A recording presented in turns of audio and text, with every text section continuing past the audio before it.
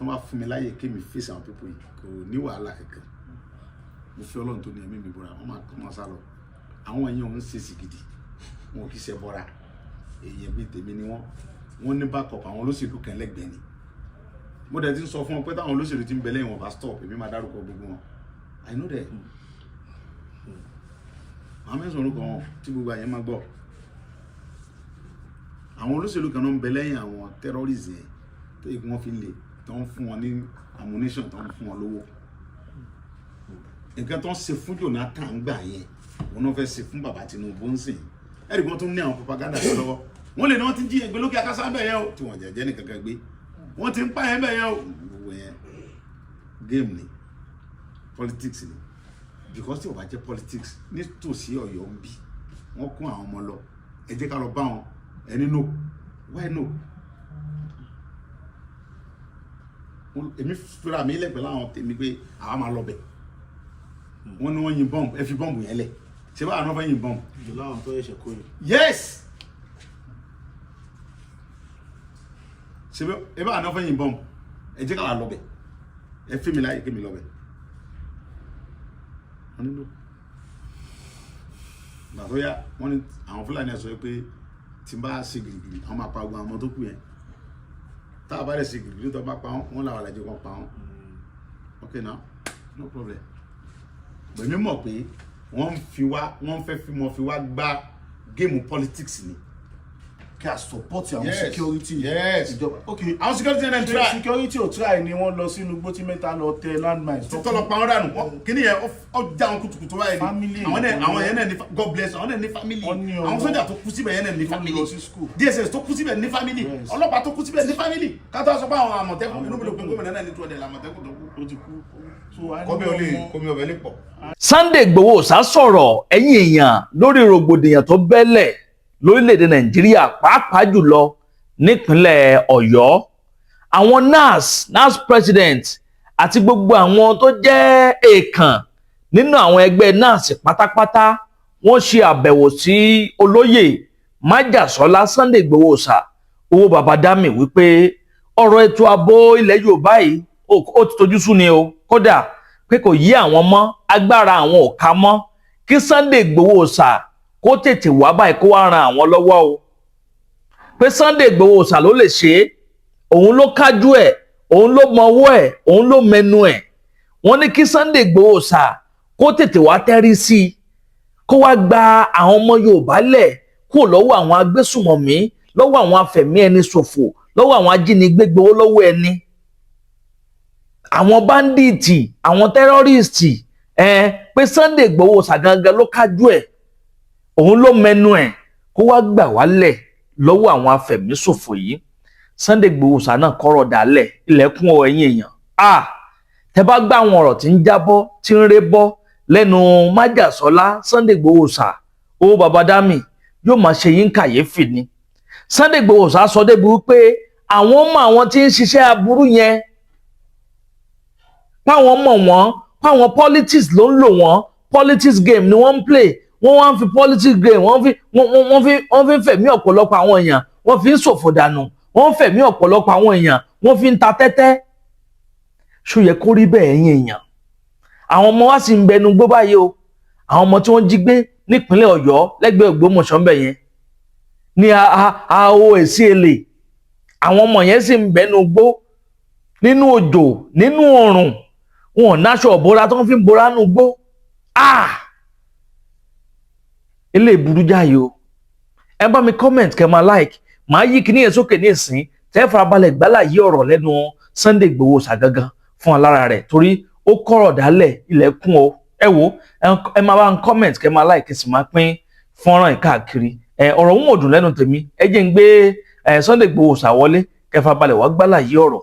lẹ́nu wọn Àdàbà tẹlifíṣàn ni wọ́n ń pè bí ẹ má yí kó ń bẹ́ẹ̀. They kidnapped 46 students. They were 39 students and 7 teachers. They were 8 teachers, but one of them has been killed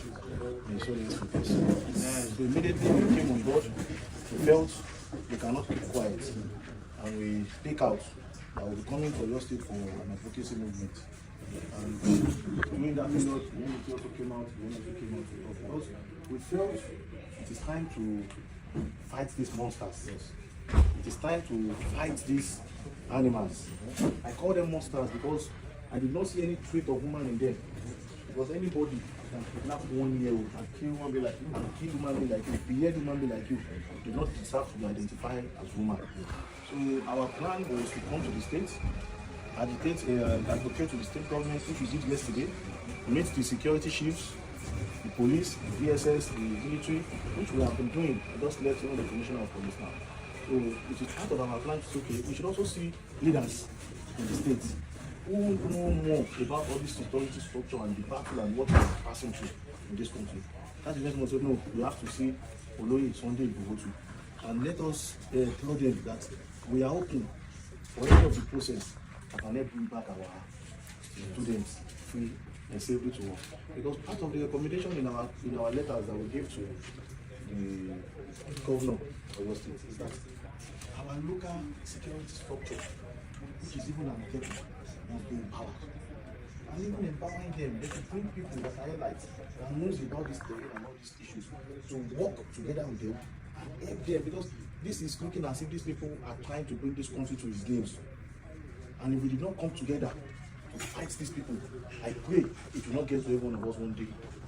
or very soon. And that is why, as a country, as student leaders, we have started this movement against insecurity in this country.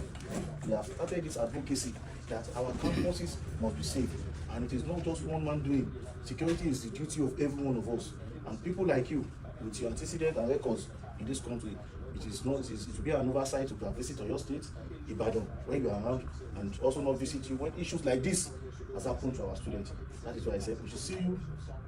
greet you, and also tell you that the leadership of the Nigerian students, we are open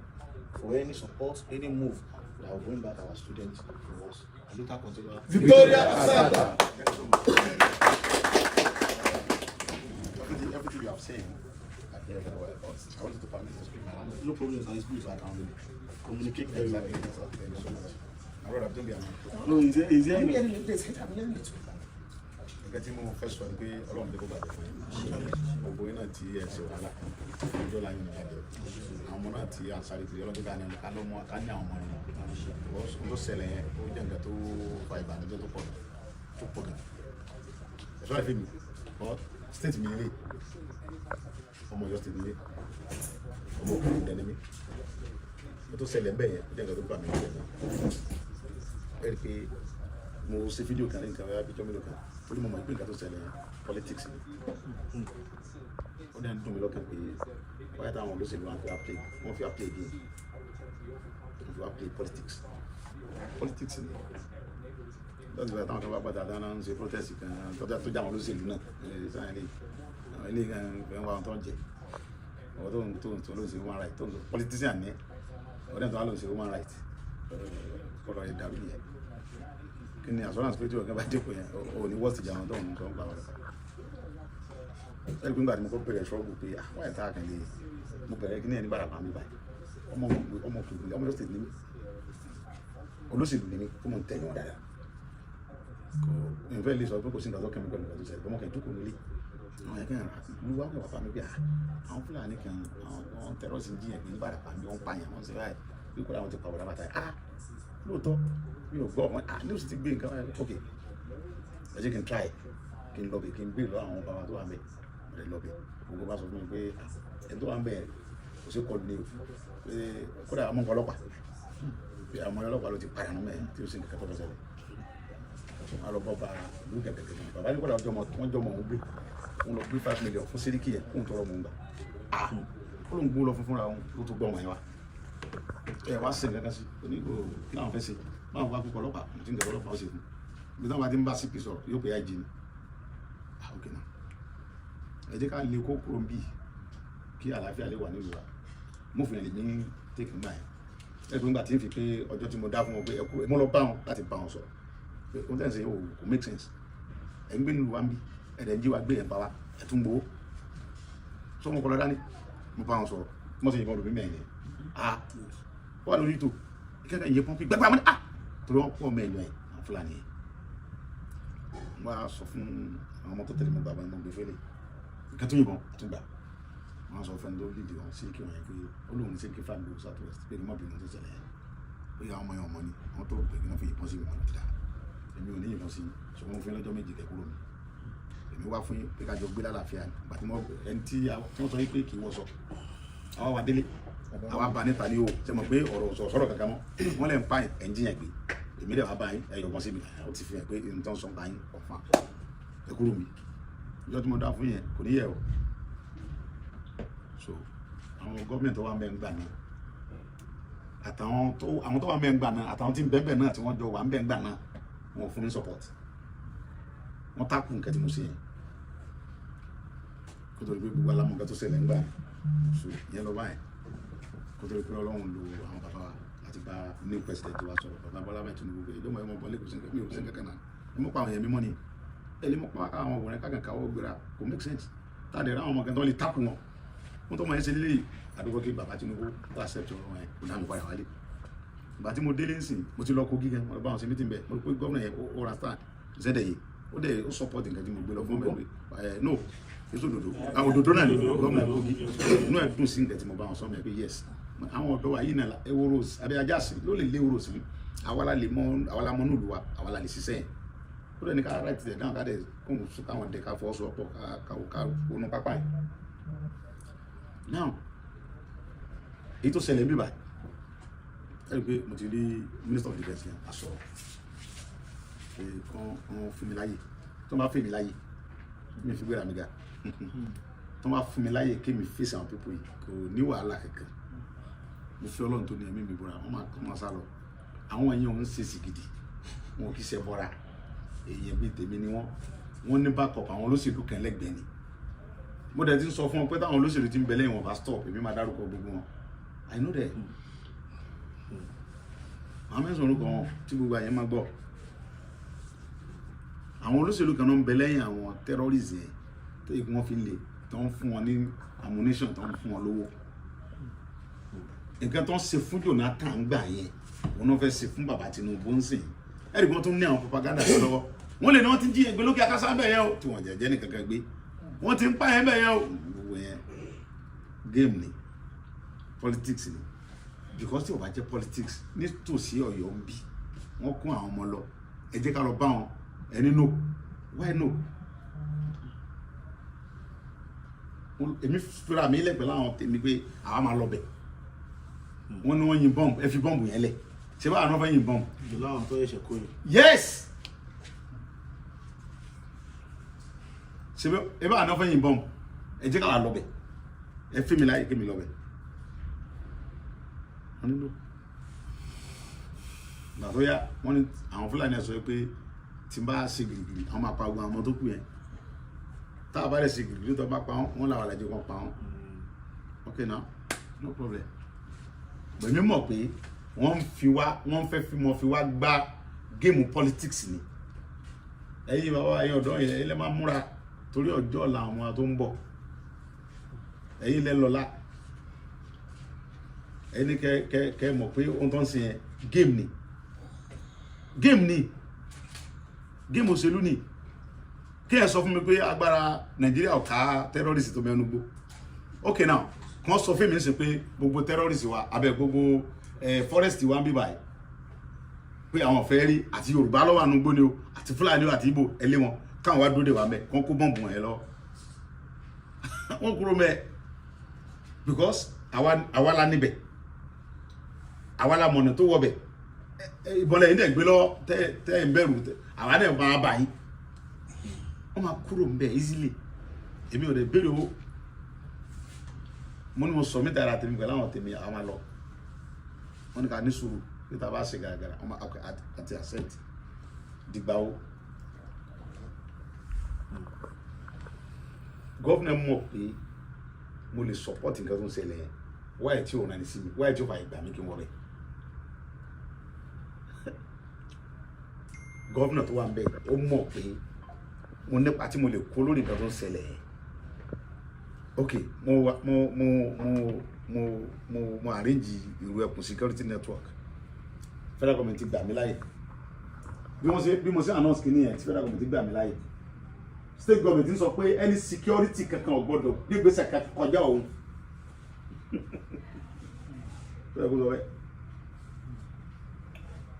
kọjá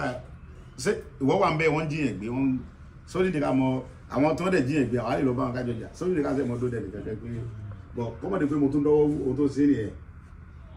gbogbo alamọ tó ṣẹlẹ̀ nílé yìí wọ́n ní mò ń takò gọ́ọ̀mẹ̀ntì nígbà tó bá rẹ̀ gbogbo àmọ́ tójú mi rí bí ọdún 5 lẹ́yìn gbòòrò tí mo nẹ́ẹ̀dẹ̀ lọ́mọ tí mo níyàwó béèyàn bá tiẹ̀ ṣe àwọn mọ̀mọ́ fàyẹ́n sòkòtò àti ìyàwó pé sọ̀rọ̀ ìyá wèrè ṣé wọ́n fẹ́ jí wọ ta ló fẹ́ jí mi gbé ta èmi nìkan ẹ̀ lè jí mi gbé èmi tí mo tún ń rìn tí mo ń kẹ́rù kú lẹ́yìn èmi nìkan ẹ̀ lè dá mi jí gbé ohun tí wọ́n fẹ́ yìn ń bẹ lọ́wọ́ tèmi náà tó fẹ́ kí ló fẹ́ fi jí mi gbé kí ṣe drug tí wọ́n mú lóró pé èmi lè mọ́ mu drug orí mi pé ju tẹ lọ then àwọn ọmọ mi ò sí ń bí tẹ fẹ́ jí gbé lọ́mọ gẹ́gẹ́ Nàìjíríà ṣe lọ gbé wọn Canada náà bẹ́ẹ̀ gbé ń jẹ́ mi but àwọn tí wọn ò lẹ́nu tó lè secure wọn wá ìtẹ́ ẹ̀jẹ̀ káwa ta faralẹ̀ ká wọgbó tí wọn kájọ jà kí gbé wa free kéèyàn mọ bọ̀ láti Ìbàdàn ṣé kò kọ́kẹ̀rẹ́ mọ́ balẹ̀ kéèyàn mọ lọ láti Ìbàdàn lọ sí Èkìtì kẹ́mi rẹ̀ mọ́ sí pèpèpè gbogbo géèmù tó ń gbà yìí nísìn èmi mọ̀ dájú lọ́hùn pé géèmù òṣèlú ni àwádẹ̀rí aláti corporate igi yóò da ayọ́ náà tọ̀wọ́n ọ̀dá ayọ́ sọnù kò lè jọ́ yóò jìnnà ẹwọ dúnú tí wọ́n ti sọ pé Nàìjíríà ọ̀dá tàbí só ti dà dìsẹ́ náà ni a mọ̀ fọdún yìí dún ní ṣé ìjọba Buhari dá Buhari bá dọ́là ní 160 naira ó fi dọ́là lẹ̀ ní 900 something naira ó bá epo ní 64 naira ó fi epo lẹ̀ ní bóyá 70 àbí bí wọ́n bọ́ fi lẹ̀ ní 800 àbí 700 kìíní kan ló fi epo lẹ̀ lọ ọ̀sọ́dá ó sì lọ́dún 8 láàrin mi àtẹ̀yìn nígbàtí Buhari sọdún 8 ẹ̀ ta ló ṣe protest north nígbàtí wọ́n ṣe ensars Èkó ilẹ̀ Yorùbá ń bí àti ilẹ̀ Ìgbò ló mọ̀ Buhari lò 8 years òwúlò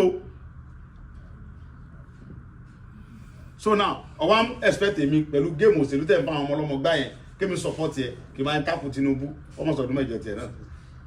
èmi ò lè báyìí sí yẹn mi ò lọ school mi ò kàwé ọmọ ká lákàí mi ọmọ Ìbàdàn ni mo kọlà tọ́lọ́ fìrì mi Yorùbá ni èmi ò lè báyìí tákù ẹ̀ gbogbo géèmù rọ́tẹ̀ ń gbá tẹ̀ kẹfẹ́ mọ́ fún àwọn èmi àwọn ọmọlọ́mọ sọ pé ọpọlọ yìí ti dàrú adẹ́mọ́ dárúkọ wọn láìpẹ́ ṣe tí wọ́n understand so Ọlọ́run jẹ́ kó bàjẹ́ fún yín ara sẹ́yìn lẹ́yìn sí ìjẹta tí wọ́n láwọn kẹfẹ́ kóra ajẹ́ fẹ́ mọ́ dàlú tẹ́tàrí block wọn for what because wọ́n bò kọ́ yín jẹ́ wọ́n fẹ́ kó wọn mọ́ra wọn nìyẹn àwọn tí ológun bàdà tó ń para àwọn ológun lẹ́kọ̀ọ́ yẹn ológun bẹ́ẹ̀ kankan ohun tí wọ́n jẹ náà wà tájẹ̀ là ń wá lókọ wọn wọ́n kàn fa àwọn ọmọ ọlọ́wọ́ à ń ṣe human rights lórí irọ́ àpò wọn náà ń dù tẹ́ ń sun hòtẹ́ẹ̀lì kásùn kájí tẹ́ ń sun hòtẹ́ẹ̀lì 4something naira ẹ̀sìn lẹ́yìn jíjà fún mẹ̀kúnnù tẹ́yìn ọba tètè defend pé ẹ fẹ́ wà láǹsì wọn burúkọ yín jẹ́ wọn dàlú wọn kó sábẹ́ ẹ̀rọ orí orúkọ náà máa gbé sí ọ̀tọ̀ ló human feelings lẹ́yìn tẹ̀ bá wa pé ọmọ wa làwọn ọmọ yìí ẹ jẹ́ ká síbẹ̀ kí gọ́ọ̀mẹ̀ntì lè support láti release wọn lẹ́yìn bá wa àwọn bá mind tí wọn pé ká lé Tinubu lọ ká fọkásá dàrú ká lè kó àníyànda ká support wọn fẹ́ kó sábẹ́ wàhálà yẹn sọlọ níjọ bàjẹ́ fún yín ọjọ́ dẹ̀ ní tì ẹ̀ ní ṣìṣe láéláé owó ẹlẹ́dì president ẹlẹ́dì governor lórílẹ̀‐èdè wa táwọn tó fẹsẹ̀ rí pé ńgbà táwọn ọ̀dọ́ débẹ̀ wọ́n wà òkè bó ṣe máa rí nìyẹn lágbára Ọlọ́run òkè Ògùndẹ ìjọ níwá ọmọ ẹ̀sìn ìjọ níwá ìpínlẹ̀ wọn ò ní bàjẹ́ orílẹ̀-èdè Nàìjíríà náà ò ní bàjẹ́ state ẹnì kọ̀ọ̀kan yóò ní bàjẹ́ lágbára Ọlọ́run ní jẹ́kẹ́ kú ẹ̀dí bọ́ wáyé iṣẹ́ tẹ̀ ń ṣe iṣẹ́ tó tí ìbá pé yẹn bá lẹ́mì kò easy tẹ bá ní kò kàn yín sí àwọn ọmọ iná jí gbé bọ́ ẹ̀wọ́ yẹn dìde pé kí la wá jẹ president bá jẹ́ swearing union fún káwọn lọ sympathy pé ká kàn bá wọn sọ̀rọ̀ náà inú ọ̀rọ̀ tí ń sìn ọmọ amú nǹkan move ọ̀rọ̀ tí ń wait ó ní wait gan do anything because wọ́n fi ẹ̀yin ọ̀dọ́ rẹ̀ ẹ̀yin Nàìjíríà lélẹ̀ tẹ bá spark nísìn gbogbo Nàìjíríà gbogbo ẹ̀ máa stop lẹ́sẹ̀kẹsẹ̀ gbogbo ẹ̀ máa stop ni tẹ bá fẹ́ kí ló dàrú sí ìṣẹ́jú kan náà ni ohun tẹ́yìn bá sọ kọ́nà àwọn yàrá gbọ́ ju tí ruwa ẹ bá sọ lọ but nǹkan tẹ́mi mọ́ ọ̀nà kan wá ní pé gbogbo nǹkan tá bá ṣe láyé ìtàn ni ìjọba tó bá ṣe dáadáa ayé máa sọ ń pa ẹ̀ ẹ̀ ń pariwo pé federal government ò ṣe dáadáa ṣé state government kan ṣe dáadáa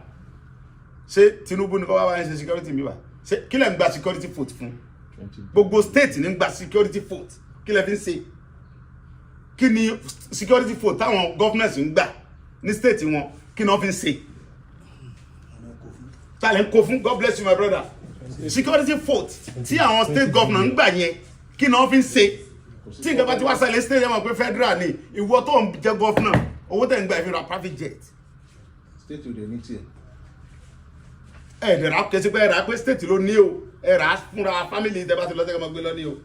security vote tí state governor ń gbà kí ló fi ń ṣe ṣé ọlọ́pàá lẹ́ ń kó fún ni àbí DSS àbí sọ́jà àbí civil defence àbí tá lẹ́ ń kó fún àbá fìgélàtẹ́ àbáwọn kílẹ̀ ń pa àwọn tẹ́ kó lọ gbó tẹ́ ń ta àwọn yẹn jẹ àbámọ̀ tẹ́kùn ẹ̀kẹ́ ń pa àwọn lọ́wọ́ dànù ẹ̀kẹ́ ń pèsè lẹ́fà ọmọ yẹn ẹ lọ máa ọmọ tí wọ́n pa yunifásitì ẹ̀kọ́ àmọ́ tẹ́kùn sí wọn lọ́rùn ẹni wọn sọ́nù gbó káwọn lọ yìnbọn àwọn yóò lè sọ fún mi pé tó jáde yunifásitì mo parí pólì bíi mọ̀mọ́ yẹn fi mílẹ̀ wọ́n ṣàṣìṣẹ́ wọ́n dẹ̀ jẹun. ṣé tí understand security for ti federal government ń gbé fẹ́yìn níbo lẹ́ ń kó sí tẹ́ fi le because ohun tẹ́ ń bìlẹ̀ fìlẹ̀ pé state governor níbí governor kọ̀ọ̀kan yẹn kó secure state ẹ̀. Exactly ẹlẹ́yìn ní number 1 state wá ń bí tó yẹ pé ẹ̀yin lè sọ pé kán lọ pa wọ́n mọ́lé lóru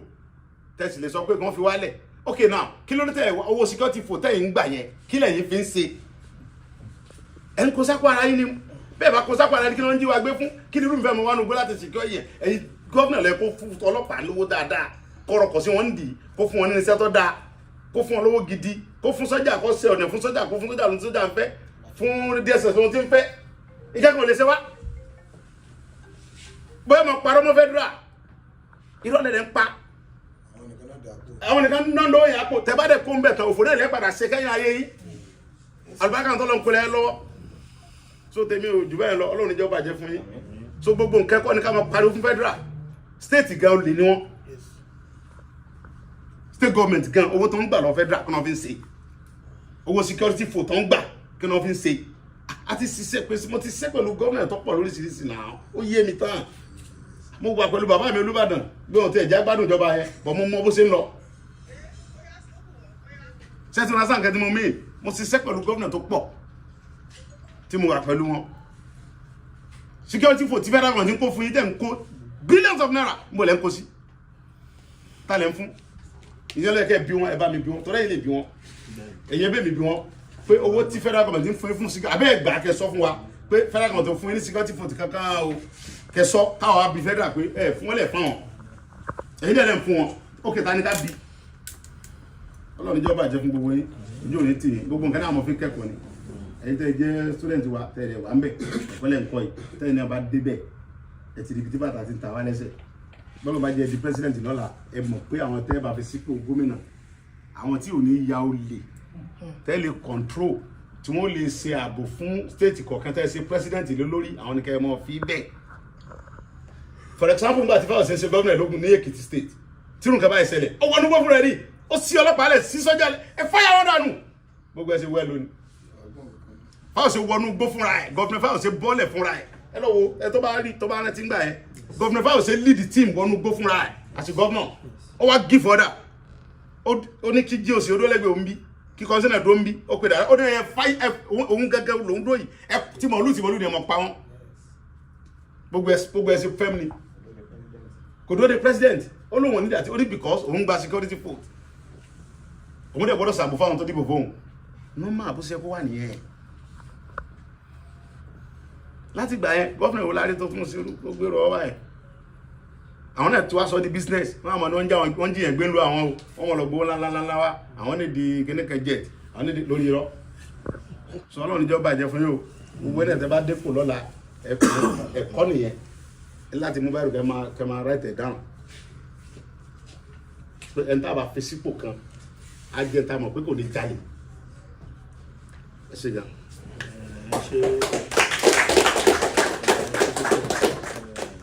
wọ́n ní ọ̀dọ̀ àbàlá tí máa ń gbá ọgbọ́n sí ṣe bí òòsà and àgbọ́ gbogbo nǹkan tẹ́ sọ àwọn ló dẹ̀ pẹ̀lú nǹkan tí a sọ fún gọ́vnà Gbàtàbàdéwọlá that synergy gbọ́dọ̀ wà yes láàrin federal government, state government tó fi dé local government. Torí a lọ sí ìlú yẹn lánàá o. mo rí gbogbo ẹ̀ lórí ọmọdé A náà ṣe dé ìlú yẹn, a rí bí ìlú yẹn ṣe rí. Àwọn tó yẹ kó súnmọ́ wọn jù ní àwọn local government. Because àwọn tó ń gbé ìlú yẹn ọ̀ṣẹ́, àwọn tó yẹ kó ń japẹtẹ, wọ́n ṣe kí ni, wọ́n ṣàfẹ́ gbélé ayé wọn pé káwọn ṣáà jí, kó jẹun. káwọn lọ sóko àwọn kọ́kẹ́ àwọn balẹ̀. Ọkàn balẹ̀. Kò sí ọ̀lẹ́ ọ̀rọ̀ àmọ́. Níbo lálága káṣù bẹ̀yẹn wà? Ṣé gómìnà rìlíṣì owó fálága káṣù ní kọ́ bọ́ta kó sọ ká gbọ́? President local government gan is not really felt. So wọ́n fún local government 5 million kí ni kó fi sí? Òun ọ̀dẹ̀ lè sọ̀rọ̀ tó bá sọ̀rọ̀ wọ́n yọ láàárọ̀ la. ó padà sí ọwọ́ ìjọba, and gẹ́gẹ́ bá a ti ṣe wà nígbà yẹn àti gbọ́ tí ẹ ní ẹ ti ń put up a security structure. Yes. Ìwé ẹ̀kún. Àwa náà at the level of NAS, we also tell the federal government Thank you. to give the necessary support for this state because ìjọba náà ò lè dá ṣe. Bẹ́ẹ̀ ni. Ní everywhere ìjọba ò lè dá ṣe. Ẹ bá wo àwọn advanced country kan, wọ́n ní private security structure tó jẹ́ pé ó wà tó yẹ kó tún ṣiṣẹ́ fún Government. ẹ̀ máa ṣe kéde because àwọn tó mọ ìlú ó dàbí ìgbà tí President Tinubu tó wà ní Èkó tó create Labourhood Watch LNS nígbà tó ń ṣe gómìnà ní gbogbo Labourhood Watch yẹn gbà yẹn àwọn tó wà nínú àdúgbò lọ́ máa mú bóyá wọ́n á máa ṣiṣẹ́ ń bẹ̀, nǹkan tó bá ṣẹlẹ̀ ní àdúgbò wọ́n á máa get information, wọ́n á máa fún un lábọ̀ tó yẹ èèyàn bá lè dá lọ ẹ̀sùn fọlọ́pàá information lọ́lọ́pàá lọ fi ṣiṣẹ́. So ó jẹ́ kí gbogbo àwọn local area yẹn wà secured because àwọn agbanipa yìí wọn wá sí town. Bẹ́ẹ̀ ni. Wọn wá sí ìgboro. Inú oko yẹn náà dúró sí. Ẹ bá rí agbanipa tó bá wá kidnap nígboro ìyẹn ṣe bandit. Àwọn kì í ṣe bandit. Àwọn yẹn àwọn ẹrú kú gbòòrò ni. hostage yìí làwọn yòókù. àwọn yẹn fẹ́ jẹun ni. Bandit ọ̀wọ̀ gbòòrò wa. Inú àwọn inú oko yẹn náà dúró sí. Náà dúró sí. Ibẹ̀ dẹ̀ ni ó bá ó nídìí kí a wà kó secure because nísìnyí wọ́n ti tọwọ́ báyìí. Ó ti dùn mọ́ wọ́n ti gbé student. Wọ́n ní kí wọ́n ṣe wá gbé student South West everywhere dàrú. Gbogbo everybody ní àlegbà ó ní pé àjà àwọn àpótáwà yìí sọ pé lọ́tẹ̀ yìí àti ìbẹ̀rẹ̀ tó pé à ń dí ọ̀nà à búlọ̀kì ọ̀nà ní pé dábà tó gbà jáde ẹ̀ sì dá búlọ̀kì gbogbo àwọn terrorist tó kó ọmọ wa dání yẹn wọ́n á fi government gba sunday pressure. Bẹ́ẹ̀ ni. Negotiation tó máa béèrè. Ẹ bá ń pàdé fún mi. Negotiation tó máa béèrè. Àwa gara. Ilé fún ìjọba wa láti achieve and ìjọba máa wà under pressure láti kówó yẹn sílẹ̀ fún kówó yẹn àbí nǹkan tó bá béèrè láti kó sílẹ̀ tó bá dé ti rí gbà wàhálà ti dé tínú wọn ti dùn tó lọ ká máa expect wọn ní ibòmíì ní South West ní Èkìtì ní lọ́la God bless my brother wọ́n tún jẹ bẹ̀tẹ̀ lókè wọ́n lọ yá lónìí. bọ́ tí gbogbo wa bá dúró ká jẹ́ kó mọ̀ pé a support nǹkan tẹ́ ṣe yẹn agbárípa yìí ìjọba wa gbọ́dọ̀ pa yín ni. Bẹ́ẹ̀ni. Tàdé bẹ̀rẹ̀ tí gbọ́dọ̀ rí ọ̀rọ̀ tó wà lẹ́nu wa is telling the government that we support you to kill these people. We support you to finish these people and rescue our people. Tí a bá rí pé ìjọba ń gbé gbèsè, I believe pé kí Nigerians can support our security. Yes. Ìjọba okay. Àwọn security náà try. Security ò try ni wọ́n lọ sínú gbó tí mẹ́ta lọ tẹ landmines. Tọ́lọ̀ pa wọ́n dànù. Kíni yẹn ó já wọn kùtùkùtù báyìí. Family. Àwọn yẹn náà ní God bless àwọn náà ní family. Àwọn sójà tó kú síbẹ̀ yẹn náà ní family. DSS tó kú síbẹ̀ ní family. Ọlọ́pàá tó kú síbẹ̀ ní family. Ká tó sọ pé àwọn Àmọ̀tẹ́kùn inú mi ló pin gómìnà náà ní 200 Àmọ̀tẹ́kùn tó kú. Ó ti kú. Kọ́mi ọbẹ̀ lè pọ̀. A ní ọmọ, a ní ìyàwó ní kìnìtọ̀ tó jẹ́ pé àwọn ọmọ wọn náà akẹ́kọ̀ọ́ ni wọ́n náà. So level tá ti wà yìí wọ́n ṣe level òṣèlú and nígbà tá a sọ̀rọ̀ lánàá pé take politics away governor náà dé sọ fún wa pé àsìkò yìí ò ń ṣe àsìkò láti fi ọ̀rọ̀ yìí ṣe politics pé kí everybody ká má dé pa eléyìí ń blame eléyìí mọ́ eléyìí ń blame no everybody should come together and coming together ọgbọ́n ọlọ́gbọ́n náà la fi ń ṣọgbọ́n gbà mí kí wọ́n pe everybody anybody tó bá ní òun mọ ọ̀nà òun mọ ways láti secure ìlú yìí ní Nàìjíríà ní South West because nǹkan tó bẹ̀rẹ̀ láti north tó ti wá ń wọlé wa tó wọ Kwara ọ̀dọ̀ wa bí ló ṣe sí tẹ́lẹ̀ tẹ́bá wọ́n táìmù tí mo lé wọn bára pa yẹn gbogbo ẹ̀sìn wẹ́lú ni but wọ́n rí pé gọ́ọ̀mẹ̀ntì kan support àwọn láti bá mi jà wọ́n fi Kwara ṣe testing ground wọ́n dẹ̀ jẹ́ fi Kwara ṣe testing ground lóṣì wọ́n ti ń wọ South West wọ́n ti wọlé Èkìtì báyìí àwọn ọmọ kan yìí wà tán kú láti jọ àwọn tí kò mọ̀ lẹ̀ sí wọ́n dẹ̀ sọ pé wọ́n àdúgbò yẹn àwọn tó kó ní ìgbà security sọ pé àwọn ti round wọn ò lè advance but wọn ò lè attack wọn torí attack to try not to attack ìjọ ìlọ́fi pa bàbá tó pa ẹ̀ ọ̀sọ̀ bẹ́ẹ̀ so tí security bá sọ àwọn nǹkan bẹ́ẹ̀ fún wa táwa náà dẹ̀ rí pé ẹ̀sán follow up tiwa wá ní pé láti ṣe advocacy in the right way kí àwọn people yóò fi because they are on social media. Bẹ́ẹ̀ni. Those criminals are on social media. Wọ́n ní fọ́mọ́ntì káàkiri. They are seeing everything we are doing. Wọ́n sọ ohun tí ń ṣẹlẹ̀ fún wọn. So àwọn tó fi ń ṣe òṣèlú fine for them. Gbogbo wa náà lánàá mọ. Bẹ́ẹ̀ni. Gbogbo wa la níyà. Gbogbo wa ní bàbá. Ọ̀nà Ọlọ́run. Tó bá ti kàn tó bá jẹ́ family wọn ló wà bẹ́ẹ̀. Bóyá bó ṣe máa ṣe òun ni wọ́n ṣe ṣe. So we at the leadership of NAS our interest in òṣèlú tẹ́lifọ̀dì ṣe. Yes. Our interest is that gbogbo nǹkan tó bá gbà kí wọ́n ṣe kí àlàáfíà kó wà ó ti ẹ ṣe pé àti gba ọmọ yẹn kó gba ọmọ yẹn ó ṣáà ti gba wọn nìkan kí wọ́n gbà kó dẹ̀ make sure pé owó àwọn pípù yẹn owó òfin bá wọn. Exactly wọn gbọ́dọ̀ lọ. nǹkan tí a fi lè fi ọwọ́ rọrí sùn nìyẹn torí wọ́n ti bẹ̀rẹ̀ nìyẹn. bá continue láti fi pressure threaten government jù tí government bá lọ negotiate nǹkan ńlá fún wọn tó ta kókè for period ẹgbà ó ti dọ̀bẹ̀ nìyẹn. ó dọ̀bẹ̀ fún wọn nìyẹn o. So we'll do our statement, we'll do our speech. We encourage the government to engage the Irekuun security network further and let them do all the activities and let them. This government, this present security structure we have in this country, àwọn ló yanjú gbogbo ọ̀rọ̀ àìpògùn pààyàn kiri ní South East now. Tí ó dẹ̀ sí kankan mọ́. This is my brother from the South East. When was the last time IPOB has killed or kidnapped people in South East now? It is not. I think they are trying to reduce it. It has reduced drastically. That is what we call sincerity of purpose. We saw how did he resolve? The governor of Anambra stood his ground that Every Monday. That Monday sit at home. It cost him to lock down the market. It cost him to go head to head with those people.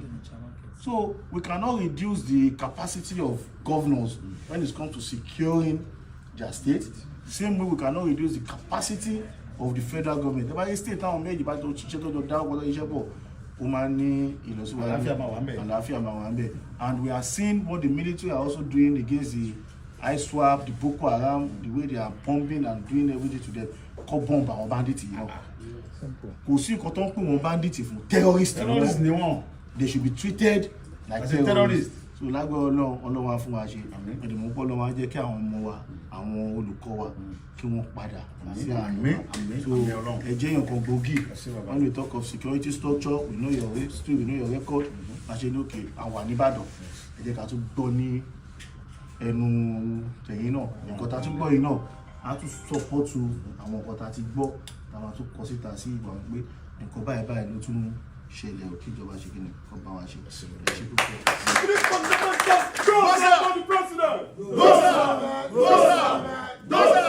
What a yah for his enemies. Bàbá o, bàbá o. Olúwa dá bàbá sí fún wa. Bàbá o, bàbá o, bàbá o. Olúwa dá bàbá sí fún wa. A ní bàbá kan, bàbá àrà tó mọ ìyá ọmọ. A ní bàbá kan, bàbá àrà tó mọ ìyá ọmọ. Kò fi wá ṣeré. Ẹ káàbọ̀ padà yín èèyàn wa, ọ̀rọ̀ lẹ́gbọ́ yìí o. Ṣé iná ti rí gbogbo àwọn ọ̀nà àtọ̀ ìlànà àtọ̀ tí Sunday Igboho Oòṣà tó ti là kalẹ̀ báyìí tó lóun ó gbọ́rọ̀ yẹn gbà? Bó o lẹ ṣe rí sí? Kí nìkan tẹ rí sí àbá tí ń jábọ́ tí ń rébọ́ lẹ́nu Sunday Igboho Oòṣà? Ṣé ẹ lérò pé ó lágbára ẹ̀? Ṣé ẹ lérò pé ó lè kájú ẹ̀? Ó lè kápá gbogbo nǹkan tí ń ṣẹlẹ̀ yìí? Ẹ jẹ́ darapọ̀ ní abala àríwúsí. Kàn bá mi comment, kẹ́ máa like, kẹ́sì máa bá mi pín fọ́nrán yìí káàkiri lógúnlógún lọ́gbọ̀nlọ́gbọ̀n kó lè ti kan ọ̀pọ̀lọpọ̀ àwọn èèyàn lára. Ìlérí tí wọ́n là wá múṣẹ gẹ́gẹ́ bá ṣe ṣèlérí fún yín pé àníjẹ́ kójú yín fọ́ bẹ́ẹ̀ náà láti níjẹ́ kí ti yín di sí gbogbo àwọn ìṣẹ̀lẹ̀ tí bá ń ṣẹlẹ̀ káàkiri ilẹ̀ wa pàápàá jùlọ nílẹ̀ Yorùbá tí wọ́n ń bì. Àdàbà ọ̀nà ni à ń sùngbẹ́ iná ń jó ẹyẹlé gbéra ńlẹ̀ àdàbà atún ti fòfẹ̀rẹ̀ awọ̀lú sọ̀lúdẹ̀rọ̀ pẹ̀sẹ̀. Agbe ní gbére pàdé olókun, àdùkò ní gbére pàdé ọlọ́ṣà, òdìdẹrẹ́ ní gbére pàdé wọn lóde ìwò. Fún ìwọ ọmọkùnrin tí nǹkan rẹ̀ ò ṣe déédéé, ìwọ ọmọkùnrin tí ṣàyàwó rẹ̀ ó ṣẹ̀ṣẹ̀ mọ gbọ́ jìgìjìgì náà lójú lọ mú kára rẹ̀ ó tó le, ìwọ ọmọkùnrin tó ń retí ọmọ bíbí, ìwọ ọmọkùnrin tó fẹ́ ṣe nǹkan tó dáa láyé pẹ̀lú aya rẹ tí ìfàyàlòyà tí ó fi di nǹkan tó dáa, ìwọ tátọ̀ rẹ ń sàn tí ò kí tó láti dọmọ, ìwọ ọkùnrin tára rẹ ò le, ìwọ ọkùnrin sẹ̀ẹ̀kan dìde, ìwọ ọkùnrin tátàn rẹ ò dúró déédéé, ìwọ ọkùnrin tó ń retí ọmọ, ìwọ ọkùnrin tó ṣẹ̀ṣẹ̀ ṣègbéyàwó, ọgbọ́ capable herbal energy capsule ló nílò fún gbogbo àìṣedéédé ara rẹ kó o lè jẹ́rìí sọmọ bíbí àti nǹkan tó dáa láti ṣe.